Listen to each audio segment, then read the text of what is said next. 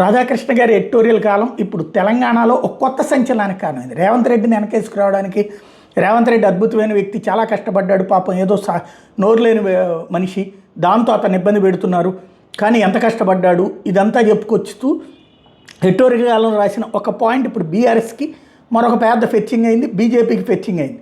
ఏంటయ్యా అంటే దాదాపు 1000 కోట్లు ఖర్చు పెట్టి, ఇందులో 1000 కోట్లు ఖర్చు చేసి రాష్ట్రంలో కాంగ్రెస్ పార్టీని అధికారంలోకి తీసుకొచ్చి కష్టపడుతున్నాడు అన్నటువంటి పాయింట్ మెన్షన్ చేసుకొచ్చారు.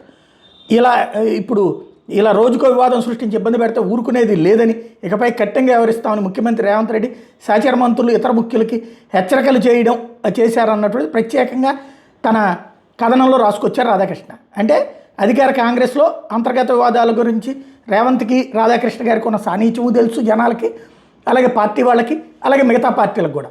అట్లాంటి సందర్భంలో 1000 కోట్ల రూపాయలు ఖర్చు పెట్టానని రేవంత్ రెడ్డి వాళ్ళ మంత్రులకి చెప్పాడు అంటే 1000 కోట్లు ఖర్చు పెట్టి గెలిచాడా?